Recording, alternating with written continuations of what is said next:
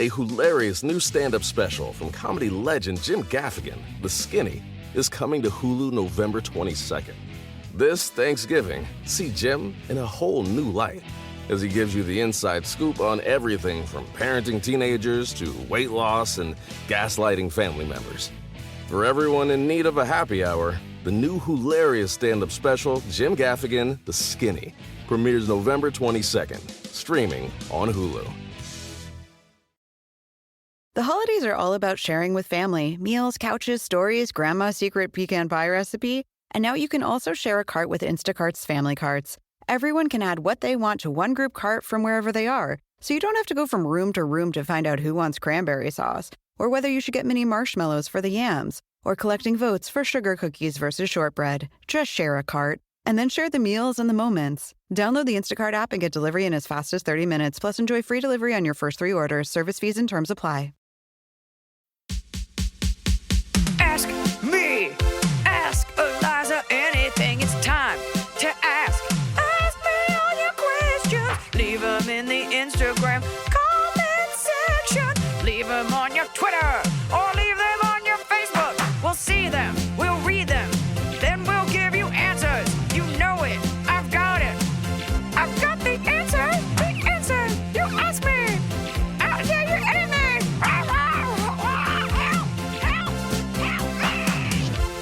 Welcome to another episode of Ask Iliza Anything. A lot of return customers, a lot of repeat offenders, and I think we got some new people in here. So we take your questions, we answer them, but in light of what's been happening in our country since the death of George Floyd, which really sparked this mass addressing of Black Lives Matter, we didn't want to do a tone-deaf episode, but we also were cognizant of the fact that if we did an episode where we talked about what's going on, it's going to be 2 white women telling you like it is. Now, that is my show, and we don't do a lot of guests.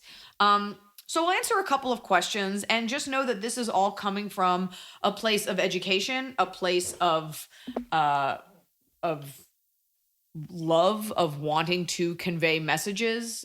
So in the name of not wanting to make this just 2 white women talking about what we think it's all about, we're only going to speak from truth and from what we know to be true from our side, advocating that Black Lives Matter 100% of the way. Kick it!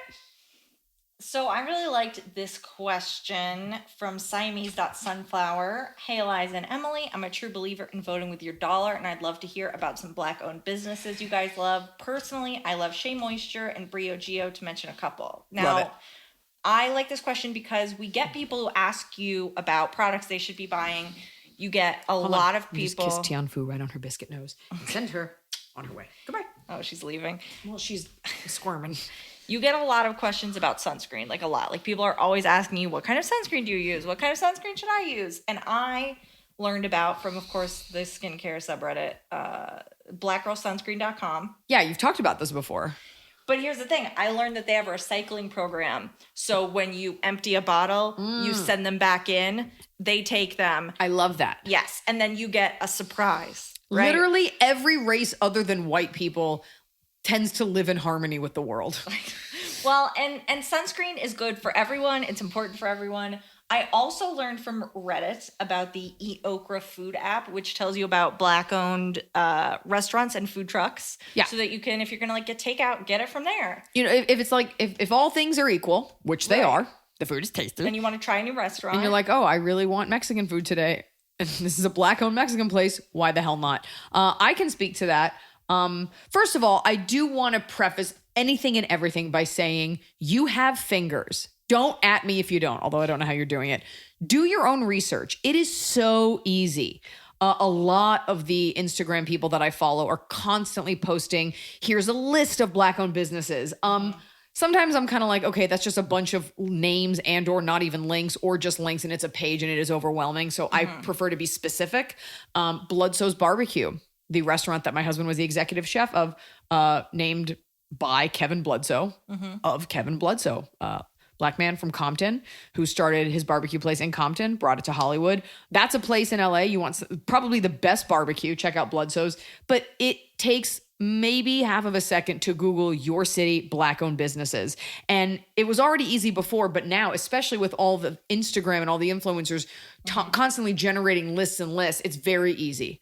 It really is all about, are you going to take that extra couple seconds to vote with your dollar? Number one, very importantly, Jessica Alba shouted out Bloodsoes as a local Black-owned business. I also had my engagement party there. Yeah. And it was tasty. But also, I think the way that you can... Outstanding.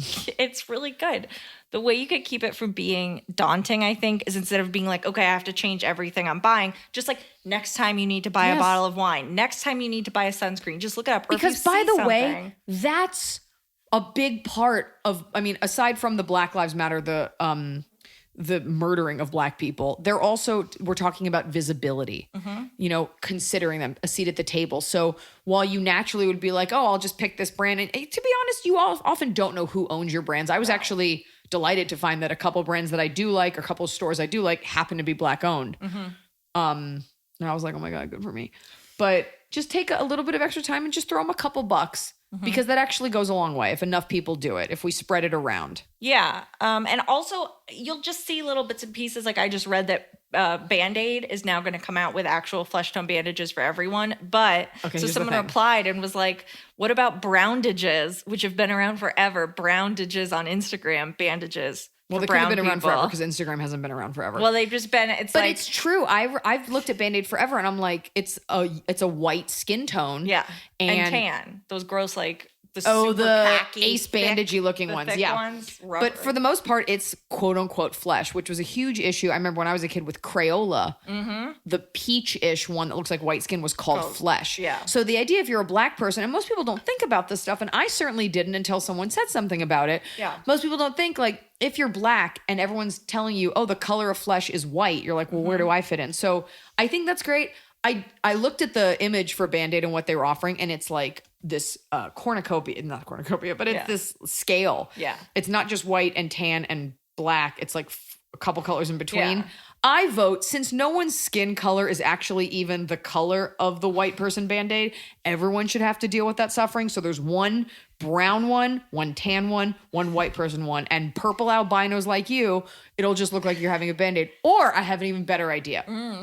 For your Band-Aid company? Everyone wears the Scooby-Doo Band-Aid.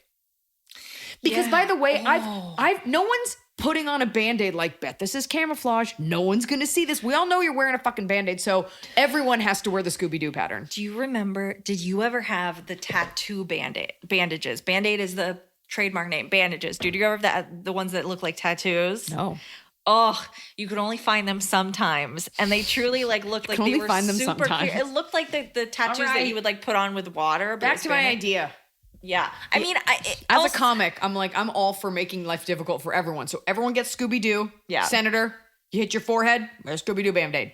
That way. Well, also, I mean, I think as an adult, it's like you get whatever Band-Aid you get, but I was reading a Twitter thread where someone was like, what does it matter? And the other person's like, well, when I was a kid and I had dark skin and I had a light Band-Aid, the other kids made fun of me because kids are mean. Kids are mean. It does matter. And it's also very easy for a white person to say, what does it matter? Right. I had a conversation with someone who was not Jewish, and he was saying how they wanted to call, it was something religious, and they're like, well, let's just call it church. And I was like, but it's not church for Jewish people. And he's like, well, it's all the same. And I was like, how would you feel as a Christian if someone's like, let's just call it a mosque? And you'd be like, well, it's my church. You'd be like, well, it's all the same. So it's very easy to say that things are all the same when you're a part of the majority. And I think a big part of this recalibration is sort of looking at it from the minority standpoint and being like, is it all the same for you? So yeah, everyone gets a shitty color Band-Aid and no one believes that it's your skin.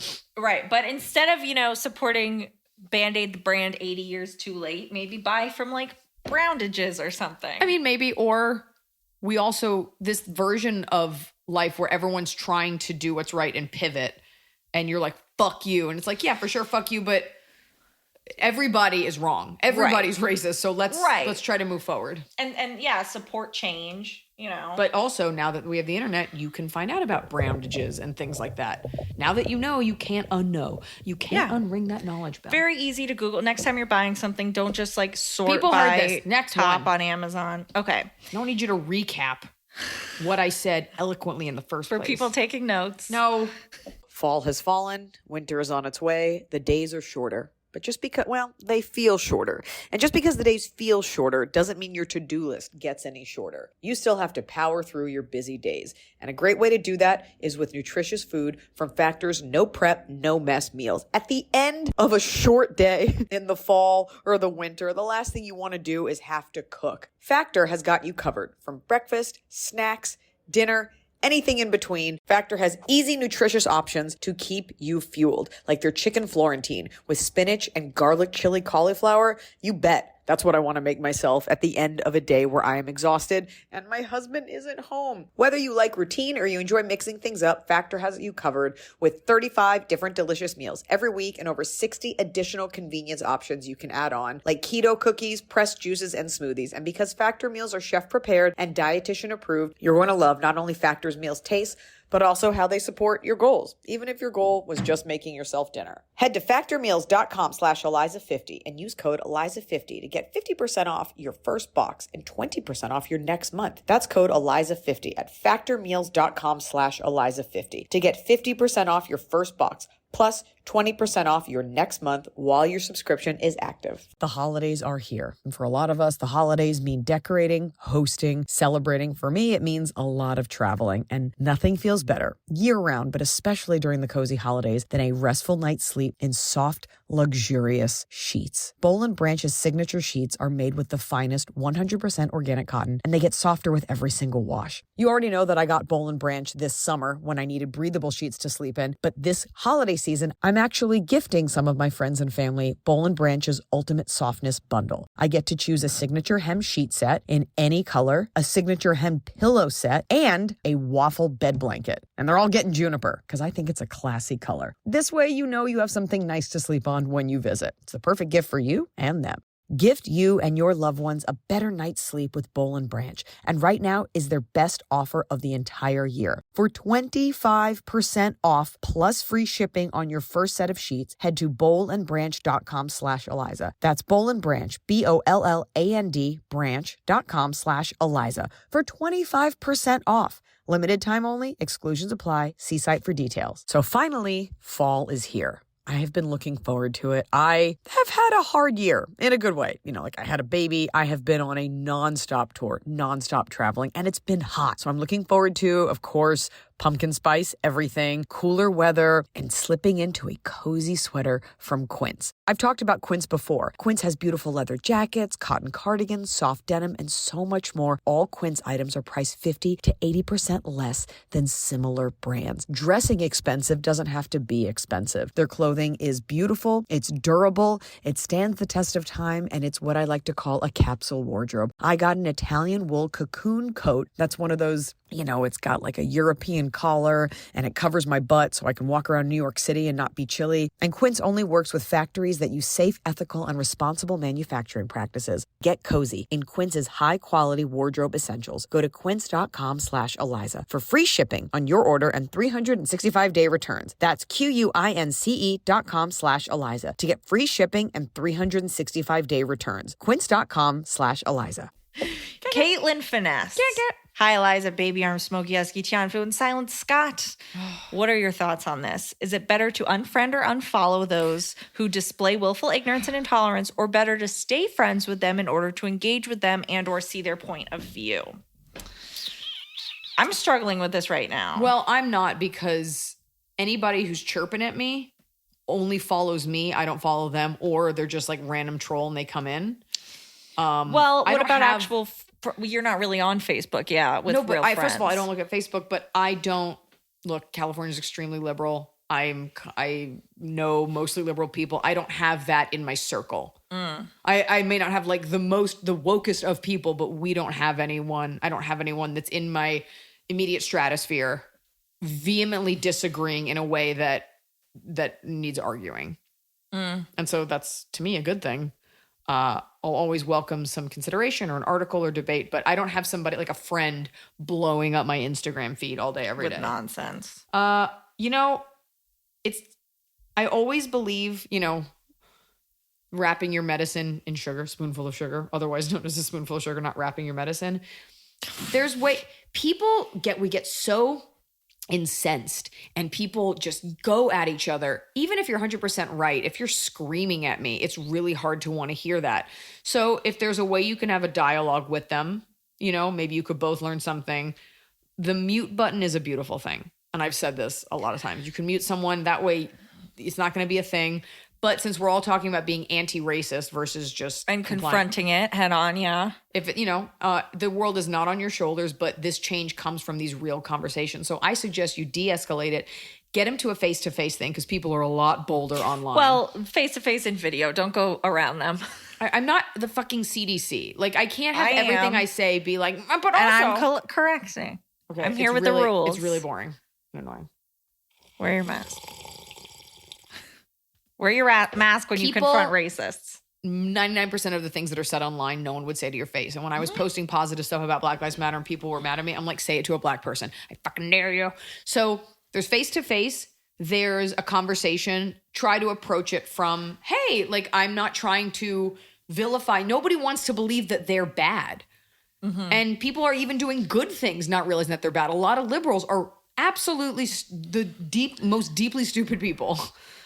And they're trying. So, number one, I think you can tell based on someone's post if they are hateful or if they are ignorant. Yep. And if they are ignorant, talk to them in private. Most people are ignorant. Very few are hateful, actively hateful. Right. So instead of commenting like, you stupid idiot, maybe message them and say, hey, actually, I think, you've got some of your facts wrong. But by the way, there's tone is often undetected. Even, I mean, I've seen comments that kind of become positive because someone's like, hey, actually, here's a resource. But it is very easy to read almost anything in an angry tone. Sometimes I read emails in a good tone and a bad tone just to see which it is. Cause I often take offense to things and I'm like, well, let me try reading it with a smile. But I do, you do your best. You'd be like, hey, here's this thought. Would love to talk with you about this. Try not to get into one of those arguments where you're just giving them facts and they're just poking holes in it. Yeah. Because people will do that all day long. And take breaks. And just know that you're doing what you can and try to do a little bit more. Right. And if you are friends with someone and you feel comfortable, confronting them, great. If you don't, you're free to delete them, because you can only do so much. If they want to talk to you about it, be like, great. I just, I couldn't deal with this anymore. It was too much. That's it. But again, the mute button, beautiful thing. No one gets offended and you don't have to look at their bullshit. This is just in life too. Carol Owen. Hi, Iliza, Emily, and Co. I'm always having trouble taking in both enough news content and also the right news content. I tend to either flood myself with news and get in a sad mood, or I just ignore what's going on and not inform myself. I know that all news is reported somewhat biased, but do you have any suggestions or recommendations for good news sources for a daily read? Thanks for all that you do. Still can't wait to see you in Basel this year, hopefully. I feel like you're not American, and I wonder, Al Jazeera, this is so random, got all this negative press because it's Middle Eastern and they covered 9/11. So everyone thought this was a thing. Like, people thought it was like a terrorist news network. Other countries tend to deliver less biased news because they're just reporting on the facts, like a BBC type thing. If it's in the US, I think the Wall Street Journal tends to do a good job. I think the Washington Post does a good job. I mean, these are all, for the most part, they're going to be liberal leaning or conservative leaning. What's important is that, because you're going from one to one, we all get that activism fatigue. It's okay to take breaks. I went to a rally the other day and this girl spoke with such passion and I was like, oh my God, if I don't go to a rally tomorrow, it's a big deal. And I looked on her page and she was drinking with her friends that night, which she should be. Like, you can take, it's not completely on you. Everybody needs to have a life. Read a couple tweets. Don't go into a scroll. Just regulate that drip. The people that are like, I always read both sides. And I'm like, I think it happens a lot less. People would love for you to think that they wake up, they have a piece of dry toast, they jerk off, and then they watch CNN and Fox News at the same time, and then they just vomit out the truth. Very few people do that. Read between the lines. And my biggest piece of advice, always watch the whole clip. Mm-hmm. Whether it's an interview, because people, their job is to get you to click so that they get ad shares from this. So there's like a clip and it's a conservative and a liberal and they're going at it. Always watch the whole thing, because people will take a headline and be like, look at this idiot. And then you realize, oh, they just messed up a word, but it actually wasn't that dumb. Not all conservatives are as dumb as liberals would have you believe. Mm-hmm. And not all liberals are bleeding hearts. So just watch the whole thing and try to ask yourself, constructive questions. And Don't just, and by the way, you can support people without blindly following them. Just because I like an article that you wrote or I go to your thing doesn't mean that I agree with your entire ideology. I mean, I think at this point it's important, as a lot of news organizations are being questioned for their unfair practices, to not just blindly rely on one or the other. I mean, but go by article, who's writing this, where is this coming from? I mean, you got to put in the work, maybe take in less news content, but put in the research to know that it's also think fact-based. About who's owned by, right? Everything's owned by Lockheed Martin, which is owned by the Scheinhart Wig Company. Shout out to 30 Rock. Kick it. All right. Kick it hard. Mahan Megan has an important question for you. Have you gotten your paint by numbers yet? I bought them as a quarantine activity in March and they never arrived. I was looking for a way to self-soothe. This is pre-Black Lives Matter. Well, they've always mattered, but it's pre this iteration of the movement. Because it's not like I'm just some white lady painting away while the world is burning. And this is right at the onset of COVID. I was like, okay, well, the world has shut down. I have no more job and I can't just tear my hair out and endlessly work on my screenplays. So what a lot of people do adult coloring books, or they took up different hobbies. And I saw this ad for a paint by numbers. You send in a picture and you can paint it. This was in March. I ordered this.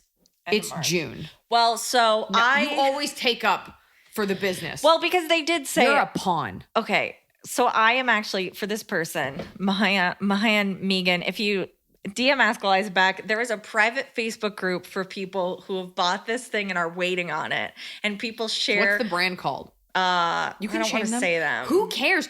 Nothing takes because custom they said ordered how long onyx it carved would take. bathtubs. They don't told take this long. you if you would Are you read talking the over me on info purpose?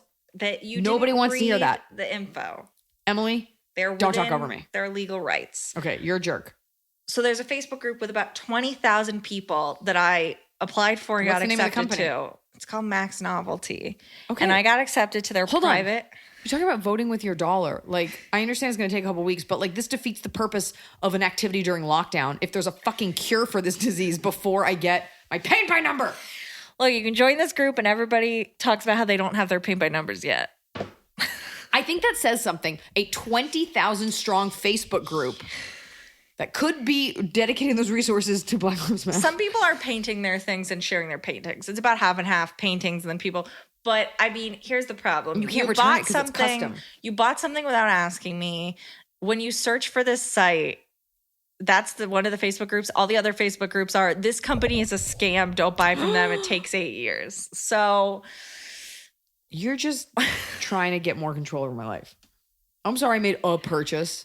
I'm fine with you making a purchase, but you made a purchase and you didn't read and you didn't research, and now here we are. Why would I have to do that much read? It shouldn't be this way. This whole caveat emptor and go fuck yourself. Like, yeah, buyer beware because you didn't compare and get the best price. Not, I ordered a custom thing. I can't return it because it's custom and you didn't realize how many people would order it. You got to go on Shark Tank. Oh, we don't have enough supply. Assholes. We're going to get it. It's in the mail. Listen to me. No, it's not. If I don't have... It's in China. Great. Well, that sounds reliable and trackable. Sam_sit_cats at play. I find that as my coworkers and I are getting back to work, you can tell the overall mental health is poor. I have employees who are fine at work, but go home and have panic attacks, are not sleeping at night, or are generally not okay. How can I perk up the workplace, make it feel like a fun, safe place to be in these unsure times? Hire an improv troupe. No one wants that. Everybody loves improv. That would be the worst thing to happen to me if I went into work. You're saying this because you work for a comedian and you've gotten a taste for the finest of comedy. If you just worked in like a random shoe plant. If I work in a shoe plant, what I want is I want a cotton candy machine. I want a dartboard. You already have these things in your home. I mean, look, they're happy hour. I don't know what you do for your job, other human, but snacks go a long way. Venting, like a half hour of venting, yoga in the middle of the day, just something for like stress relief. Maybe bring in like a human resources, like therapist kind of person so people can vent. And just letting people know that they aren't alone. I think some of us saw the Don't Panic Pantry where I had bit of an emotional breakdown and I felt okay after that. I went to bed with a throbbing headache, but I got concerned DMs of people who just came in at the end and they were like, is Iliza okay? And I'm like, why? And they're like, did you watch? And I was like, no. Weirdly, that episode disappeared. Well, but then, you did the Danielle Pacente, the live Instagram, and you raised all the money for the Loveland And hers Foundation. disappeared, too. Well, she was telling me that there had been a lot of glitches that week. Yes, we talked about this. So my point is, you don't realize how not alone you are until you have the strength to voice how you're feeling. And absence of communicating to one another, yes, you can get a cotton candy machine. I would say play Twister, but you'll get sued. Don't touch each other. Touch each other a lot. Deep mouth kisses. Forced penetration. Honestly, maybe nobody wants like a forced a happy hour penetration. A happy hour is tough because it's usually they do it like after work. Then you have to stay. You're like, I'd rather just go home at noon. But if you do it at like 3, have an early day, and then you guys can just talk about not work stuff. Yeah, some sort of team building exercise too. Oh, just yeah. to, I think there are people that you can bring in. Watch for a this. movie. Yeah. You're like, do what I do. Just do what I do at my home. But I do think bringing in someone so you can just talk. I think that really helps to alleviate that so people don't feel so alone. Right. There's also taco trucks. Black-owned taco trucks. Or where it's possible, let people have like a half day on Friday. Sure. Something that will You boost can wear- morale where they'll still get work done. You can wear jeans. Yes, Smithers, we'll let them wear blue jeans. I let you do whatever you want. I know. And I was reading something about how Henry Ford like really shortened the work week and it increased productivity. That it's just, it makes a big difference. Was that while he was supporting Nazis? He's a monster. Okay. But it's just one of those things where the workforce is going to change as people realize that their jobs can be done from home. There's that. Can be done in less hours. Let me say this. You want to be ahead of the curve in terms of flexibility. You don't want to be the business that's like, all right, let's make sure everyone gets back here all the time. No, we have seen a better tomorrow, and we've seen that you don't need to commute and you can do work at home. So leaning into that and trusting your employees. Then again, you could be talking about an assembly line, which I gotta be there. I think for the most part, yes, you have to trust your employees. If you don't trust your employees, I don't know why they're there. But if you tell people Fridays are a half day, I would guarantee, I would stake some cotton candy on it that people would get their work done. Can I just tell you something? Things wouldn't just not happen. I mean, I don't know. Cotton candy is a terrible idea, and here's why. I don't know why that's my go-to. I'm like not that several times pumped now about it. I know. Anything high in sugar, you're gonna crash. That and a funnel cake, it's not. Oh my God. It's not great. Like you get it, and then you're like, I don't know about this. Do you work at Six Flags? Like, where are you getting these ideas from? What's a fun truck that can come in? Okay, we thought about this on the set of the last movie we did. You brought coffee truck. Even if you don't do a half day, people love to. It was a Brazilian coffee truck, and he sculpted with coffee foam a tushy in the foam, and it shook. I have it on my phone. It's a butt. Coffee truck, donut truck, ice cream truck. And the cheaper team boosting morale version of that is bring in donuts. Yeah, bring in donuts. Bring in like Dunkin', like get Also, everyone a coffee on the company, like a fun coffee. Sit down and be like, who loves drugs? What kind of drugs do you love? No. Kick it. Okie doke. I can't, by the way, I can't wait for Top of the Cob. Oh. I have gone from nervous to post stuff to just like, don't fucking at me. And I don't swing on enough people in my comment section. Don't bother, please. Everyone's a bot. Everyone's a bot. And people have better things to do than like police me for like one wrong sentence. I'm a good person. And if you come at me in my comment section, it won't be fun for you. Sonia Aguirre. Hi, Iliza and Emily. This week, I will be saying goodbye to my beautiful dog, Lucy. She's been with me for 15 years, and my heart is breaking despite knowing that I'm making the right decision because she has several health issues, and I don't want her to suffer. I wanted to ask any advice to help me when she is gone. She is my world, and I can't imagine my life without her. Thank you, and give Tian Fu a big hug and kiss for me. I would point you to the beautiful eulogy that I wrote, not only at Blanche's death, but a year later. I wrote something recently. You are going to... I've talked about this before, people with their pets. We've talked about it, but okay, let me say this. It's going to hurt for a very long time, and I suggest that you feel all of that. People are always like, it's okay to cry. I'm like, oh, I know. Like, I don't have a problem expressing myself. Feel it, cry every single time you feel like it. Sniff her collar. You know, I gave away a lot of her stuff. We sat Shiva, and now all my friends that have dogs have bits of Blanche things. They took a piece of my dog. Do whatever you need to do, whether it's writing to her, posting pictures, Do what you need to do. And one day, I promise you, and it won't be that far away because it's not a human. That's just the God's honest truth. One day, you won't cry. And one day, you'll be like, oh my God, remember Lucy? And when she did this one thing, and you'll smile and you'll laugh. I did cry alone when I was writing Blanche's, like all the stuff about her on the anniversary of her year of her passing. But I hadn't cried about her in months. Yeah. Like maybe like 9 months. So you will get through it. I really believe they're not human. I really believe dogs aren't humans. And another thing about science, I really believe that they are these special balls of energy that are specifically put in your path, like people, but it's different with a dog because it's so pure. That's why it hurts even more. There's that dog was sometimes, and like dogs are purely good. They love you unconditionally. I believe animals are put in our path to get us through things and show us something about ourselves, and then their job is done. Her job is done. Think about where you were 15 years ago and all that she's gotten you through. And she did her little job, and she's on her way now. And I think the difference between this question and the times you've answered this before is that it's hard when you know that it's going to happen, when you are making that choice, and you're making that choice for all the wrong reasons, and you are doing the right thing, and it's still easy to think, what if? And just know that she's fine. Lucy's like, oh, I did my job. She's fine. She's a good girl. You're doing the best thing for her. That's it. And that's and you do whatever you got to do to get through it. And anyone who doesn't understand that, may God have mercy on their soul. Hi, Iliza. May dog have mercy on their soul. Hi, Iliza. This may be controversial because it's a religious question, but I'm going to ask anyway. Thrive on it.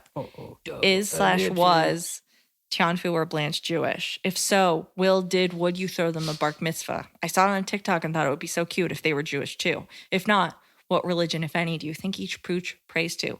Love you and baby arms. Huge fan. Okay, it's baby arm. You only have the one. Blanche was Jewish because her name was Blanche Schlesinger. I like that I can't tell if this question is like being facetious or like is really like, I don't want to imply anything about your dog's religion. We're Jewish. I mean, I'm Jewish. The dog is as Jewish as it is appropriate for Instagram. Animals are not allowed in synagogues. I don't even belong to one, so it doesn't matter. It has to do with like the desecration of the first temple like thousands of years ago. Anyway, she was Jewish in that, she could be there at Jewish holidays, but I'm not a crazy person, so I'm not applying religion to the dog. A bar mitzvah, that's not my thing. I draw these random lines with what you will and won't do. Would I have married my dog? Would I have married Blanche if it was legal? Yes. Did you have a wedding for Blanche? Yes. Was it a secular wedding? Yes. Tian Fu is a Chinese dog, so chances are if she's not converted to like Chinese Baptist, like we see a lot of those churches, then she's probably Buddhist, some sort of Taoist. The truth of the matter is she's not that bright. And I think it would just be too much on her plate to explain to her that there's a divine power ruling over us all. So that's the answer. I don't like that. Well, she got a biscuit for her nose. She also looks like a beluga whale, so perhaps science is her god. How does a beluga whale have 4 legs and eat bits of honeydew off my plate? Science. Hey, Iliza. Thanks for keeping the podcast up and running during Quar.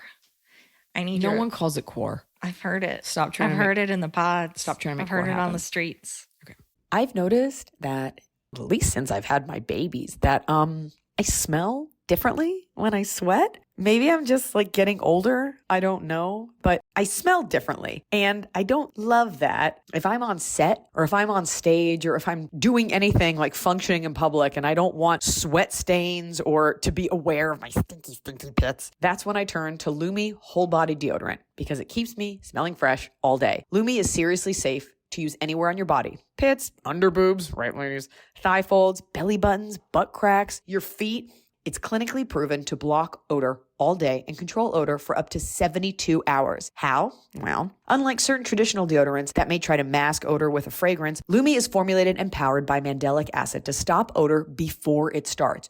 Lumi's starter pack is perfect for new customers. It comes with a solid stick deodorant, cream tube deodorant, 2 free products of your choice like mini body wash or deodorant wipes, and free shipping. As a special offer for listeners, new customers get 15% off all Lumi products with our exclusive code if you combine the 15% off with the already discounted starter pack. That equals over 40% off the starter pack. Use code Iliza for 15% off your first purchase at LumiDeodorant.com. That's code Iliza at LumiDeodorant.com.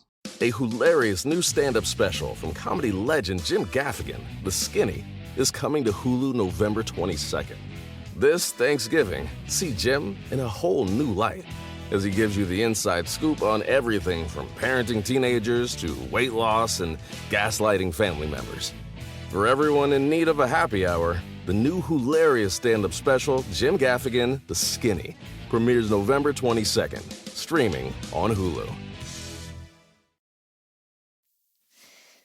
I need your love advice. So No one here's calls the it core. sitch. You wouldn't call it that. This guy and Hold on. I. The teen. Like you want to have like Ew. a sticky suffix or prefix, and core is not a prefix. Quar is just, it's hard to say. Quar. I am the core. Feed me assistance. This guy and I were really good friends in 9th grade. And then as we progressed through high school, we drifted apart. Now, 5 years later. From when? So that's from 9th grade. So that's like. So that's your freshman year of So this person's like 18 maybe. Okay. Now, 5 years later, we reconnected and he said we should get together. So we went out for coffee twice. Why are you drinking coffee? You're too young. This was about a few months ago. Around that time, we both entered relationships with other people. But now I just found out that we are both single again. Should I reach out during quarantine, ask how he is, or should I wait until after quarantine when we can actually grab a coffee again? What would you do? Any advice is much appreciated. Thanks for the laughs. You are a queen, and the queen has a W in it. Okay. Yeah, fuck it. First of all, you're 19, 20, so That's the vibe. highly likely this will not be the love of your life. You've got nothing to lose. May as well get to know this person, use them for entertainment. Chances are you live in a place where the quarantine ban will be lifted because our economy needs a boost. You can still go get that coffee. This person it doesn't matter. Yes, the answer is yes. Reach out to him. Who cares? It's fine. Okay, so you have weird sex with some dude one summer before you go back to your sophomore year of college. Who cares? Can count them on several hands. It's fine. Yep. Okay, we have another person that asks. He's into you, by the way. If you're a breathing woman, he's into you. Another onstage page _ Hi, Eliza. I just had a quarantine breakup. Thankfully, we weren't living together, but we were together for 3.5 years. Any tips on how to be post breakup while still isolating? So, not living together, just alone and broken up with in a home. I feel like this is the time that you should get really creepy and like go through Instagram and Facebook and like look at old boyfriends, not that one, and like maybe look up hot dudes. No, it's so hard to take this advice because I remember being in my 20s. I remember being like, I wrote about this in Girl Logic, my book. It's on Amazon. It's also on Audible. I'm just like, oh my God, I want a boyfriend. We want love. We want all the things the movies promised us. It's really, and especially in your 20s, you're like, I'm super hot. I'm horny. I'm ready to fuck. It's not the worst thing. Read a couple of books. You know, you don't have to, I don't know what you look like, but working out just to feel good, doing things that soothe your soul. And however, but I get it. I remember being in my 20s and being like, I don't want to be alone. Are there boys at this bar? Then I don't want to go. Is my boyfriend calling me? I don't care. Am I texting with a guy? Then I don't care. Try to do a little bit of emotional growth. 3.5 years is a long time to be in a, how old is this person? Why do I think they're in their early 20s? They don't say. Why am I making that up? Okay, whatever. I don't know. But still, all that still applies. 3.5 years is a very long time to be in a relationship. And barring out the idea that you just weren't working and it was awful, it sounds like just a normal relationship that broke up. You need a little bit of time to mourn that relationship, even if you don't realize it. Yeah. Because what you don't want to do, now granted, everyone's in our life for a reason, which is a great way to explain away tragedy. And everything happens for a reason, which is a great way to explain away unfortunate circumstances. You don't want a really great guy to come into the picture and you just aren't emotionally and spiritually there yet. And then you've got to be like, oh, it's not me. Give yourself a beat. Just, read some books, get off, eat something tasty, connect with your friends. Yeah. Otherwise, you're the girl that just goes from relationship to relationship. Yeah. Get drunk. Go. Oh, I guess you can't go out. Don't go out. Just try to enjoy being alone or with friends or with family before you. That's it. That's it. The universe is not going to plop another guy in your lap right now, and it's going to be gross if they do. Yep. Okay, Steph. Unless you're really hot. I don't know, because I don't know who you are. Steph What? says, Don't roll you. Take a deep breath like you're annoyed with me. My show. Hi, Iliza. Emily, Hot Scotty, #1 in Tian Fu. I got married 3 years ago, and I still can't stand to look at my pictures. I was on medications that caused a lot of weight gain, which made me hate the way I looked. I've since gone off those meds. I exercise regularly, and I feel mostly like my old self. I don't want to do a vow renewal because it just sounds like a nightmare. My question is, it stupid to redo our photos now that I don't hate how I look? No, I think if you want to get like anniversary photo, like cute photos, I'd be curious to know if you still have like the wedding dress and you're doing a full on recreation, or if you just take nice photos together. I honestly, that's a tough one, because when you explain the reason, I'm like, my first thought as you're saying, I was like, why don't you just put the dress back on and take new pictures now? Mm-hmm. You know, well, the dress is going to fit different, but here's something I think you need to understand, that he was marrying you, and that's what you were going through at that time. And whatever disease or medical issue, like that's a part of your story and part of the bond. And so I understand you want to display this beautiful picture in your home, and you don't want people looking at that and being like, oh, well, there is part of that. You want to be proud of the image. You do whatever you need to do to feel better. And I think every woman is nodding along. If you want to put on that wedding dress, take new pictures. You want to get a different dress, maybe not a wedding dress, something beautiful, and take some gorgeous pictures. And that's what you put just up. Nice anniversary shoot. But I know that feeling when you have something big happen and you can never look at the pictures. In time, I bet you'll be able to look at them. I think it's still kind of raw now. I definitely know what you're talking about. You're like, I just don't want to look at that. It takes a lot of perspective, but don't be so ashamed, because I bet you don't look as horrible as you thought. You just thought you were going to look better than you did. But yo, I have one wedding picture up. Like, you are not, this isn't the 50s where it's like, here's a picture of my husband and I on our wedding, and here's my vacuum. Like, you can put up other pictures, but do whatever you need to do. And you know what? I don't think a vow renewal is a bad idea. It's a great way to get another party. It's a great way to get to dress up. I don't know what kind of money you have, and I don't know, maybe do it in your backyard. You know? You want to get a beautiful picture of the two of you, you go do it. Definitely get the photo. I will say about vow renewals, in the reality industry, they are a kiss of death. And every single couple that has ever done a vow renewal has later gotten divorced, because people tend to do it to like salvage something. But that's right. Not but that's not what she's doing. And those people are hot garbage trash. So what if you just have a nice anniversary party and you both share some nice words about each other? I also, like, I could see my friends not batting an eye at this if I was like, hey, I mean, I look great on my wedding, no man.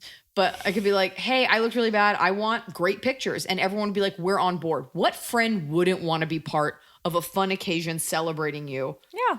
You know? Maybe you can't really ask for gifts again, but, you know, have a nice party. Hey, we're throwing a party. Come on by. We've got food and liquor. Everyone dress up. That's okay. Whatever. You don't owe anyone a fucking answer. Just do it. Yeah. Okay. Anonymous. And the good news is you're quarantined, so you have all day to do your makeup. And plan. Anonymous. Hey, Liza and Emily. I have a friend who over a year ago cheated on her husband with a coworker. This friend is 27. Wait, I have a friend who over a year ago cheated, on her husband with a coworker. Sometimes this information comes very fast. Okay. This friend is 27. This friend is 27. Has been married for 6 years. Been married since they were 21. Has a 5-year-old daughter. His 5-year-old daughter. She claims she fell in love with the man she cheated with, who is also married. Oof. She asked him to leave his wife and start a new life with her. He rejected her, and she was so upset she ended up quitting her job. Now she still obsesses over him and emails him to the point of being blocked on all social media and her email account. How do I help her get over him? I've suggested counseling, which she agrees to but never does. She claims she loves her husband more than ever and things are great in their marriage, but she still uses my phone to check his social media since she's been blocked and talks about him a lot. Thanks so much. Love your work. Don't let her use your phone anymore. Don't enable her. You can start by controlling what you have. Yeah. Yeah, don't let her use your phone. I mean, it's not on you, but don't let her use your phone. I think that there is a come to Jesus to have with your friend. I love you. I love that things are going great. I don't want to be I don't want to hear about this man. You want to hang out. You want to hang out with your daughter and talk to me and do whatever. Great. I don't want to hear about Charles. Naming him Charles. I don't want to hear about him. I don't want to enable this. It's uncomfortable for me because I have to see your husband and you are making me a party to what you are doing. Don't make a jerk off out of me. How has there not been a come to Jesus with her husband? Like, does her husband fully not know about this? Who knows? Who fucking knows? And it's none of your business because he could be an addiction issue or whatever. She's clearly lying to herself. Mm-hmm. You also can cut this person out of your life and be like, I can't keep seeing your husband and this. If you wanted to leave your husband, that'd be one thing, but you're living this life and you're lying to me as your friend. Right. You're telling me everything's fine, yet you're obsessively checking his things. This is not healthy behavior. I mean, if this was a man doing it to a woman, it would be like, yeah, in jail. Yeah. So just you don't want to be part of her lying to her husband, and you're uncomfortable with this behavior. Yeah. That's it. I think absolutely. Or just be like, I don't have a phone anymore. I don't have any apps. It's a flip phone and it's leased. Okay. Are you worried? This is anonymous. Yeah. Are you worried about Tian Fu acting out when you go back to work? I've been working from home since the end of February because of the pandemic, and I'm personally worried about one of my dogs when my office opens back up. Previously, she's eaten books, mail, boxes, etc. when she's upset when I'm gone. Pretty sure she'll eat my whole house. Miss your stand-up. Hope you all can get back to it soon. I work very hard to configure my life so that everything fits into my life nicely. The reason I wanted Blanche to have on the road, but I didn't know this about her when I got her. Blanche would, I don't mean to speak ill of the dead, would lose her mind when I left. From early on when I got her, I got brand new carpet in my condo and she tore up all the carpet by the door, and I had given her a huge room to play in. One time she like pried open metal bars off a crate and got out.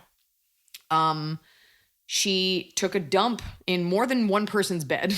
She definitely has like ripped her nails bloody. Yeah. I set up a camera once and looked at footage of her hitting the handle of the door with her mouth until her mouth bled and the door opened.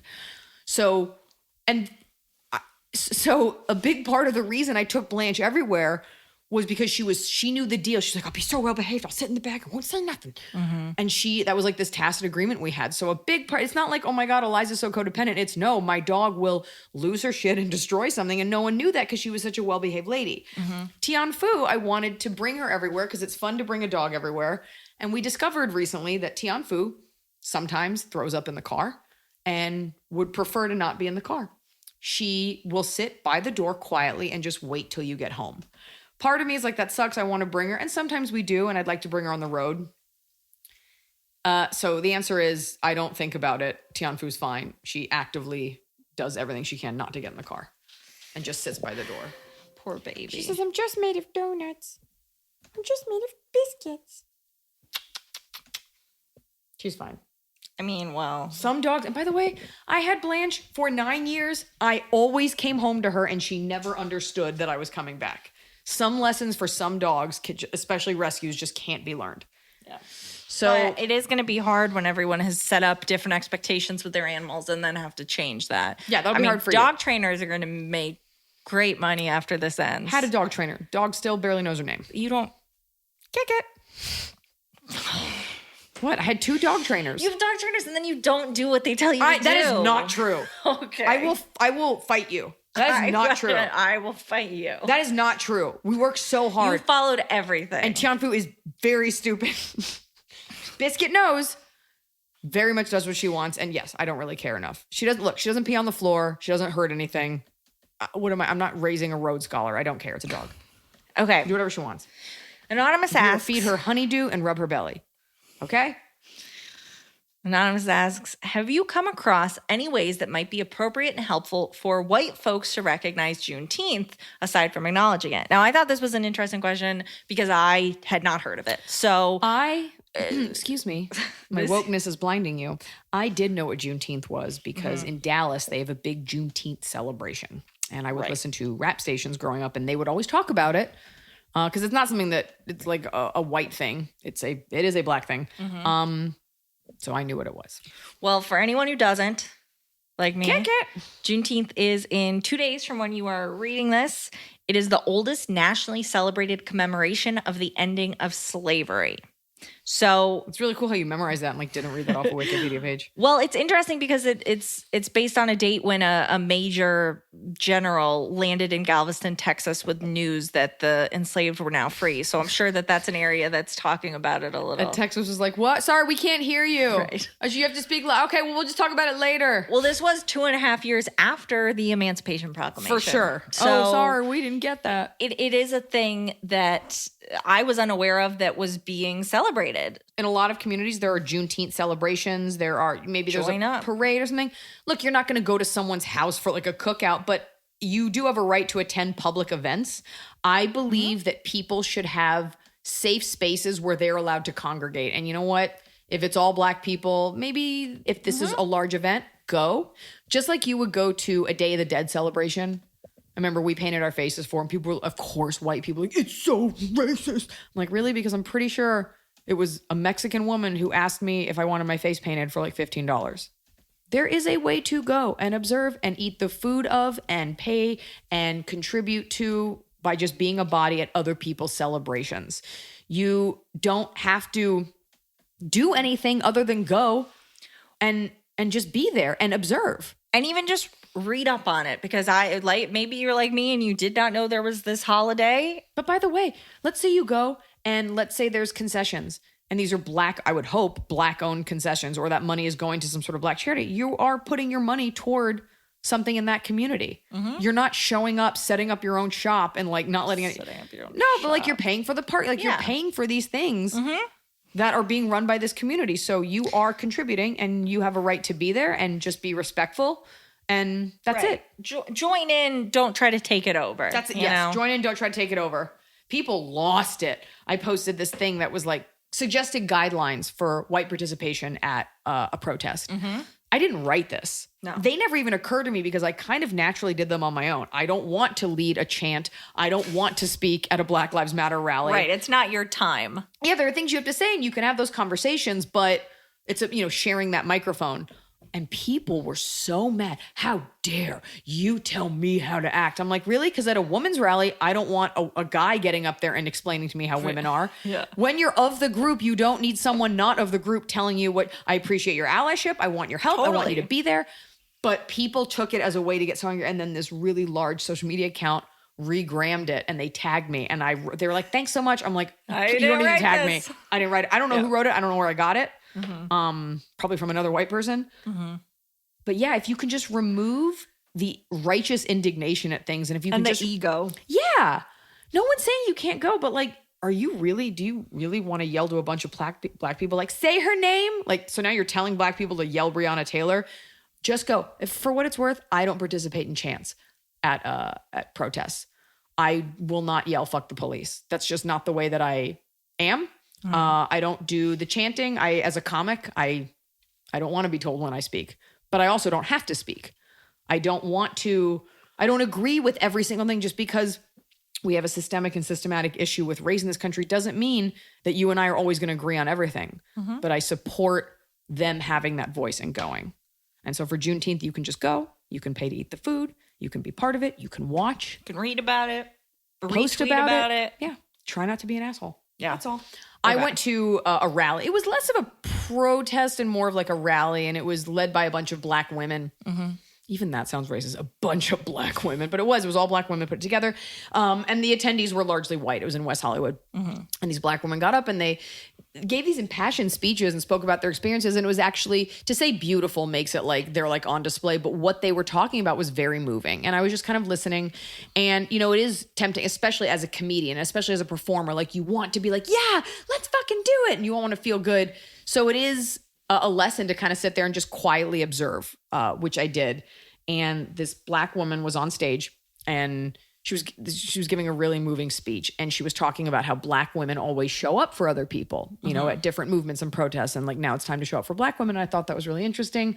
And it was this rallying thing. People were like, yeah, and there was this woman in the front. Everybody, it was huge. Some people were standing, some people were sitting. She was white. I saw her because I saw she was wearing, I didn't know that the term was kente print at the time. It just looked like an African print top, Western top. Like it was clearly like from a local store, but like African patina over it. And I always think that's like a little weird when white people do the African thing, the print thing. But I saw her, and the black woman on stage said something really round. She's like, we got to show up for each other. And it was silent. And the white woman raises a fist and she just goes, I am my sister. And I was like, you couldn't keep it in. No. Like, for sure, like, we'll stand up, but like, you had to. And there's that, like, you had to say something. And the black woman on stage just kind of took a beat, didn't acknowledge, because this wasn't a call and response. We had parts of that. She wasn't asking for that approval. No. And she just kind of let it go. And then she kept speaking. So later that night, and so while the woman was talking, the black woman, I found out her name and I tagged her because I thought I really appreciate it. Then I started following her and I found out she's a comic and I don't know her, but I was like, I'll give her a follow. I appreciate what she's doing. She's very passionate and she seems super real. And I DM'd her. I was like, thank you so much for that education, for what you were talking about. They did this whole ceremony called libation, which has a lot to do. Maybe you probably don't know this. You pour out your drink in memory of your ancestors that have passed. And that's why you always see, like in rap songs, you pour out a 40, but like the pouring out of liquid is it's an ancient tradition. And I didn't know that. So I thought that was a cool thing to connect the dots on. Anywho, so I wrote to her and I was like, hey, thank you for that. And she was like, great, thanks. We have so much to do. And I just wrote back, it was so intense. And the only moment of levity came when that white woman in the African print top yelled out at you. And then I said, hit send. And I was like, oh no, like what if she hates me just because I'm writing to her? And she wrote back, right? I thought I was going to have to call the police for the white woman wearing a kente print top. So it was like, it's always fun to find someone to shit on together. And that brought she and I together. Yeah. And now I just kind of watch her from afar. Yeah. But as a white person, I think all white people, I think all of our buttholes went when that woman yelled something out. Right. In an African print top. Like, what are you doing? What are you doing? Why are you doing Democrats with the kente print scarves. That was bridge too far. Kick it. Anonymous. How do you deal with an overbearing family? My mom tends to get upset that I don't go see her as much or that I don't spend weekends at home anymore. For context, I'm a 26-year-old who just recently got engaged and lives 2 hours from my hometown. This past year's holidays were very hard for her because I didn't stay over to wake up on Christmas Day with my other siblings, who are also full-grown adults as well. I'm the first one to be this serious with a significant other. I try to explain to her that I am an adult and starting my own life with my fiance and who I should be spending my weekends with. I often get nagged that I don't put my family first. And believe me, I go visit her still. She just wants it to be like when we were kids. And like really being 26, engaged and a full-on adult, supporting herself, makes it weird to have a sleepover at her mom's house. Help. It sounds to me like your mom is single.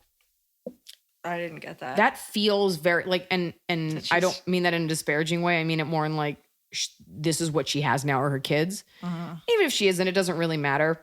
There's two facts happening here. Your mom, she's married? This girl's married? She's engaged. Okay.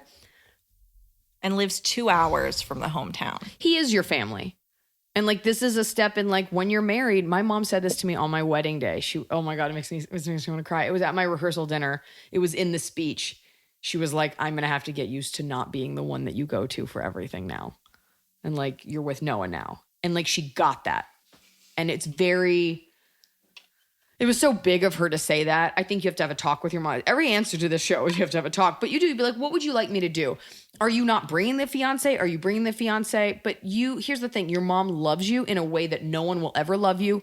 I think no matter how much time you spend, she's still going to think it's not enough, because for a mother, it's never enough.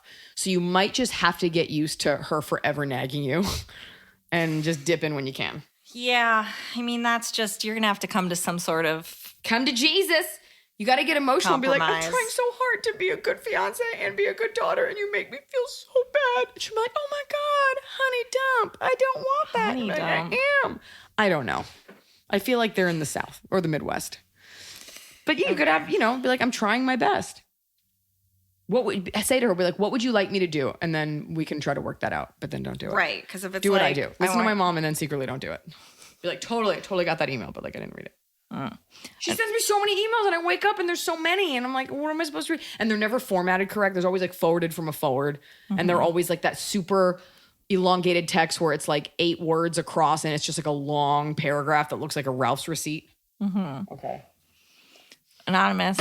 Hi, Iliza and Emily. I've been listening to podcasts for over a year, so I have an inkling about what your response might be. I've tried to give necessary background info. I've been listening to the podcast for over a year, so I have an inkling about what your response might be. Let me have a talk. Come to Jesus. Here I go. Cut him out of your life. My boyfriend and I have been together for 5, almost 6 years. Everyone's in these long relationships. We are 24 and 25. It's enough. Go to Europe. I need some advice on some next steps. Let me set the stage. Cut him out. My boyfriend has a friend, in quotes, from when he was in high school that I've told him makes me uncomfortable. I know they're gay together? Dated, in quotes, in high school. Oh, it's a dude. It's a girl. I thought it was a dude. Yeah, it's a girl. Okay. In the beginning of our relationship, she would call him late at night randomly, text him as much as I would. At the time, I asked him to stop talking to her, and to my knowledge, he had. The texts from her were few and far between, and then I blocked her number. And then the little face with the little... So I think she blocked her number on this guy's phone. Don't love that. Okay. About a month ago, we were looking at something on his phone together before bed, and an unsaved number sent a text saying, I hope you had a great day. Good night. It was her. I'm not looking for reports with every... I'm sorry. It's two messages. I'm not looking for reports with every text, but I know that if I hadn't been looking at his phone right then, he never would have told me. When I told him I felt he was being secretive, he got defensive and said he was his best friend. She was his best friend and always will be. The conversation ended with me reluctantly saying I would have to learn to be fine with it and understand that he was going to talk to whomever he wanted to, regardless of my feelings. Should have been the conversation from the get-go. In a few days, he'll be visiting his hometown, and I believe he's planning to see her. Again, I only know this by seeing a text on his phone. Is this something I should just forget about or something I should confront him on again? You, unfortunately, have set up unfair parameters. You're very young, and it's not out of the question. And when you're that age, like, girls are there's a lot of egg fertilization that can be happening. And there's a lot of he's just my guy friend. He's like, I want to fuck you. I don't know what this girl looks like. And I hate to say this, but like, take a look. Is she as cute as you? Is she pretty at all? Or is she really just best friend material? I also will say this. When you're younger, it's a little different. He came into the relationship with her as his best friend. And I don't know if you've been cheated on, but I'm sorry, I know that you're my fan. I think this says a lot about your own insecurity. Did this girl like ever cross a line? Did she ever do anything other than be in his life? I really believe in don't give someone unless they give you a reason. I'm this way with my husband. Like, we haven't given each other a reason to question each other. So he has my password, I have his. We never look at it. We don't think about that. Right. I feel like this girl would have told us if there had been texts that crossed the line, and the fact that she didn't reference anything in particular other than frequency makes me think that there really hasn't been anything. Because otherwise she'd be like, look, she sent this. Doesn't that back me up? As a girl who's had a lot of male friends, and one of my best friends is a man who I text with often. All the time. Who's coming over tonight to eat burritos with me and my husband. I came into the relationship with Greg. But I will say this, my male friends, who there's no sexual relationship with any of them, embraced Noah, and he embraced them back. No, none of the men in my life are just friends with me and have no relationship with Noah. The idea is that you bring them in and then you can all hang out. It doesn't say you were wrong to be like, to frame it like he's doing something wrong from the get-go. He, however, I wonder if he made any efforts to have you guys be friends. And sometimes girls just don't want to do it because we can be catty like that. You got yourself in a bit of a pickle. I say you be cool with it. You know what would be really big of you is to like send a bottle of champagne or something to be like, hey, drink this with so-and-so. Hope you guys have fun. Like, just something to be like, I'm cool. And if he's going to cheat on you, like, better to find out now. But if they've never crossed a line, it's that thing too, where like, even if they never had just the fact that you'd want to see the text, I know you haven't, something's not being honest. Maybe you were cheated on, but like, you've planted this seed of doubt before he's actually done anything. At this point, you can only wait until something happens. Yeah. You know what you should do? Fuck it. I would write that girl an email, or I'd call her. And I would just lay it out on the table and be like, hey, Lexi, it's Morgan. And just be like, I just want to let you know that sorry. I really I feel bad. And it probably says, this will disarm her completely. And maybe she won't even fuck your boyfriend. But I just want you to know, it really says more about me than you. He's your best friend. You guys have clearly been friends for a while. And I just want to say that, I hope you have fun this weekend. And I'm sorry if I'm sorry for sorry if I got in the way of your friendship. Yeah, like I don't want that. I want him to be happy. You're never here, but I'd love for us all, I think that that's okay to do. And don't even tell him you're going to do it. And film yourself doing it, and here's why. If that girl's a fucking bitch, then she's going to be like, oh my God, your girlfriend called and had the weirdest attitude. And you'd be like, no, I filmed it. You can hear the inflection. All right. I mean, that's really setting yourself up for... Okay. I think you need to take a long, hard look at why you think that. Are you jealous of this girl? If she's never crossed the line and neither has he, and they've been friends for this long, the other version is that he's a total fucking asshole and he's been cheating on you this whole time. Right. Men do that. That's a thing. That is a thing where it's just like, you can't let one go for like ego. But I'd have to look at your picture. Is it anonymous? Yeah. Damn it. All right. I was going to look at you. I was going to look at the boyfriend. Then I was going to look at the friend. I was going to find out. All right. Kick it. Are you ready for Top of the Cob? They dated in high school, though. But it sounds like it wasn't long. Let me pull it up again because it sounds like it was... You're so different. High school, you're just a baby. I mean, these people are 24 and 25. They dated in high school. In the beginning of the relationship, she would call him late at night randomly, and then she stopped. So it seems like she pulled back and realized there were boundaries. So what's the problem? All you can do is be super cool, and she's got to catch up with how cool you are. Like, all you can do... People are going to do what they're going to do. And what you don't want to do is force him away because you're being a crazy person. I can tell that you're texting even though you're looking at me. Are you ready for Top of the Cob? It's the Top with a Cob. We're doing it right every day. You just take a bite. Top of the Cob. Oh, okay. First of all, I have a major and a minor Top of the Cob. My minor Top of the Cob is that I just found out that Tian Fu likes honeydew. And it's very Did she cute. like it? She did. She eats things very weird. I called her stupid earlier. She's not stupid. She's just not Blanche was a scholar. And Tian Fu's just a sweet girl with a biscuit nose. She's very sweet. And I love her. And I love being there for her. And she loves honeydew, and I think that's very cute. Oh, I'm sorry. That's not what it was. I just wrote honeydew. Here's what it is. So before I gave her a piece of honeydew, I looked up, can dogs eat honeydew? As any dog owner, I think Google is just replete with can dogs eat? And then it's just like chairs, mangoes, watermelons, beefsteak, human appendages. Okay. So I don't know who writes these, but it's funny because if you look up, can my dog eat blank? There's always like an assertive answer like, yeah, they can. And then it's all this information. I just thought that this was jaunty. It was just a cute little positive message. Can my dog have honeydew? The quick answer, yes. Dogs can eat the fruit of the honeydew melon as it is not toxic to dogs. Honeydew melon is a refreshing summer fruit that is a good source of vitamin C, potassium, and dietary fiber. Comprised of 90% water, honeydew is a very hydrating snack for both pets and people on a hot day. Oh, you can share one like spaghetti and Lady and the Tramp. Cool. Who invited this guy? On a hot day, may I suggest adding some limon y tahini? Anyways, it's just cute. It was like, it's almost like this person that like no one ever talks to. And then they finally get a question like, can dogs have honeydew? She's barking in her sleep. You're like, yes, they can. Also, here's some other things that I know. May I suggest how you should eat it? You're like, no, weirdo. Get a fucking hobby.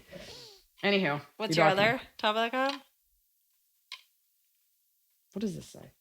Weekend matter. You said you had a major and a minor. I guess the honeydew. What does this say? Weekend. Oh, the major one is, it's kind of sad, but it also is whatever. During the bulk of COVID-19, which of course we're seeing another huge wave of, it was like every day was kind of gray and just bled into the next day, and you try to assemble some sense of normalcy. But weekends now mean something. With Black Lives Matter, something that we're focusing a lot of resources on, and Corona. So there's all these constraints and mental ones, and everyone's angry and scared and afraid. And things are starting to open back up. The weekend finally has a little bit. I never experience weekends like regular people because that's when I work. But there is a sense of like, oh, it's Friday. Like I cannot look at the computer. I can take a break. Yeah, you're right. In the last couple weeks, there feels like there's more of a delineation. Like yesterday, I was like, oh, it's Thursday, tomorrow's Friday. Yeah. And then Friday night, I'm going to have fun. I'm going to watch the new Judy Greer movie. Yeah. Or the old Judy Greer movie or any Judy Greer movie. I kind of give myself a break. I work really hard during the week. I write for hours. I do work. Wait, is that why I'm feeling a delineation? Is that you are taking a break? Yes. And I'm just like kind of. You know what? I don't think I got a single email from you last weekend, and that's the difference. So Yeah. this is good. Your top of the comment is good for me. I was off on my own. I really believe in earning that break. Like I want to, at 5 o'clock we do Don't Panic Pantry. And if I have a drink, I want to be like, okay, cool. Like I don't feel like my career is imploding on itself. I've done the work this week. I've planted the seeds for next week. And here's a fun fact. Every week I go to bed on Sunday night and I always say to myself, and I have for over a decade, I whisper to myself and I say, get some sleep. It's going to be a big week. Okay. Close your eyes and dream of being queen. My top of the cob it was an unexpected thing this week.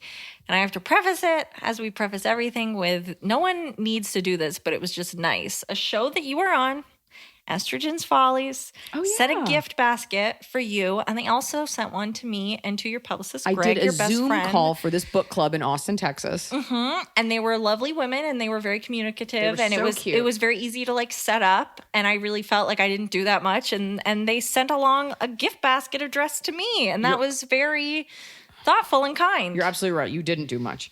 And I should have your gift basket. No, it was very sweet. They sent one to Greg, and it was a real class act. Yes. And it's something like, don't feel like because you're emailing me, you have to send me something. But boy, that was a nice surprise. Yeah.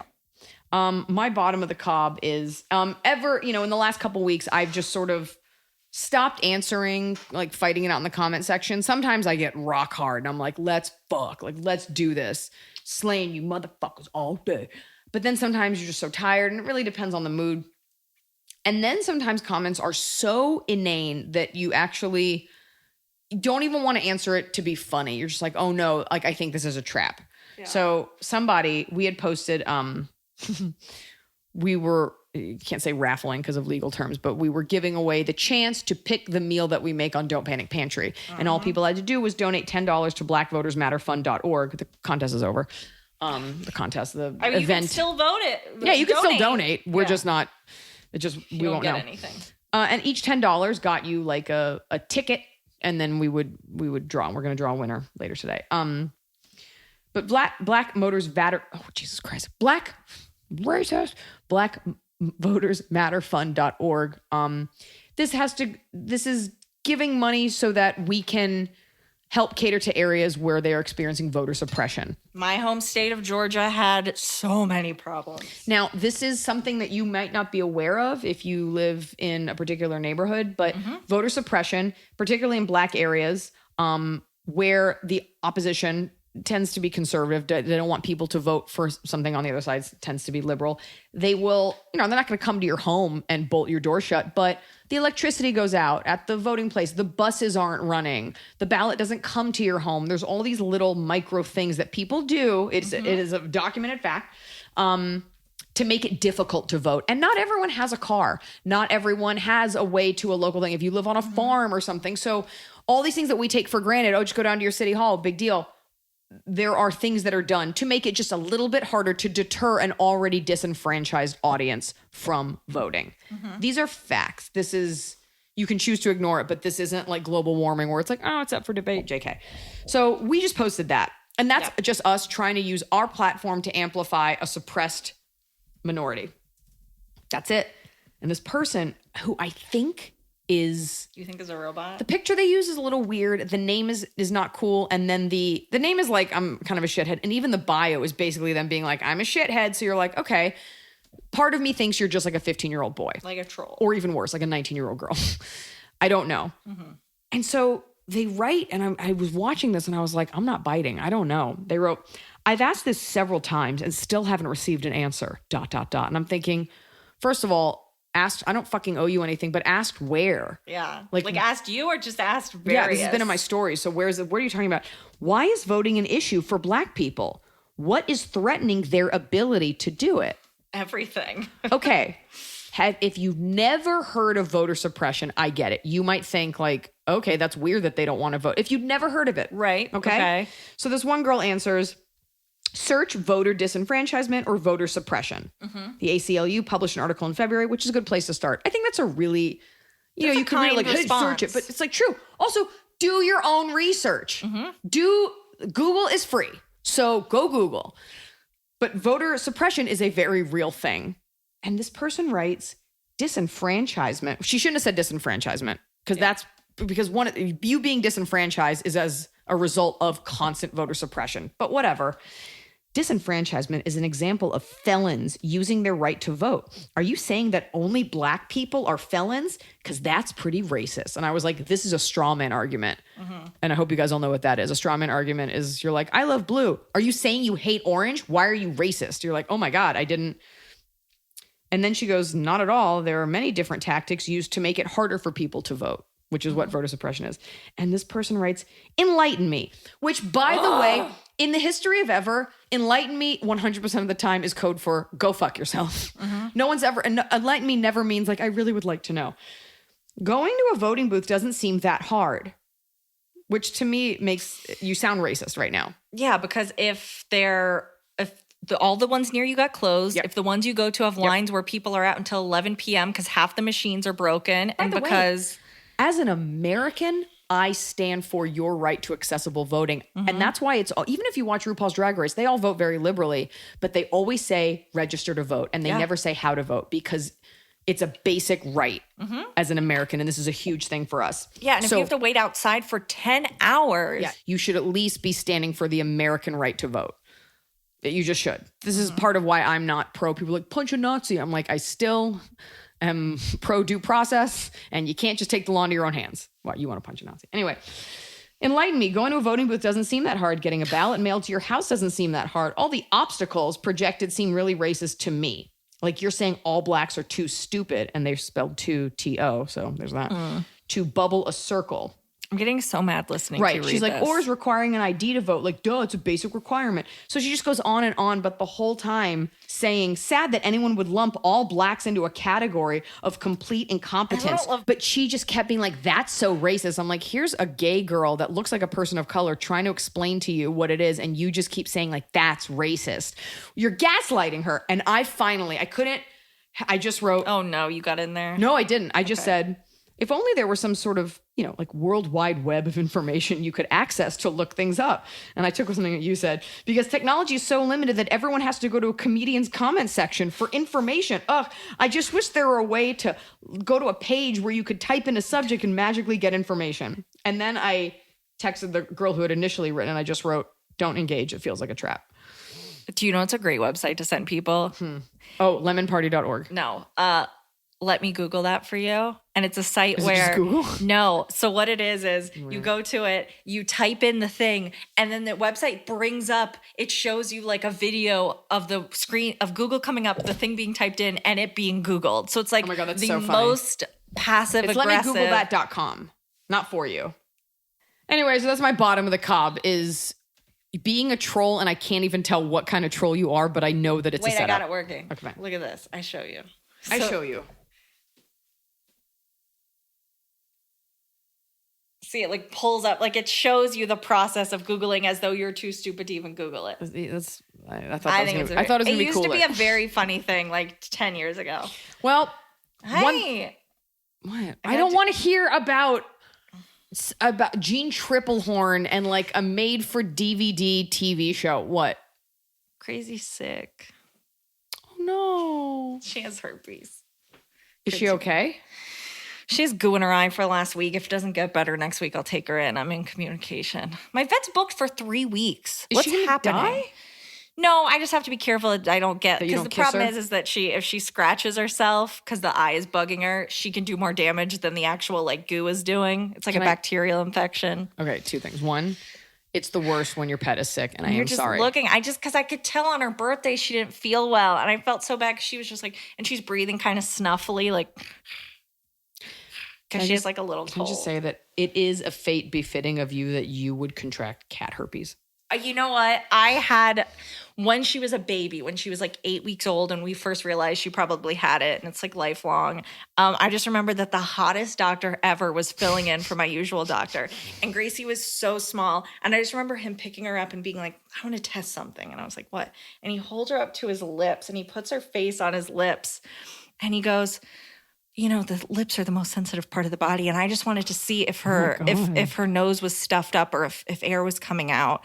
And he goes, you know, I think that she has cat herpes. And don't worry, it's not communicable to humans. I was I've kissed a lot of cats. Right. And I was like, oh, okay. You're like, you're like, okay, well.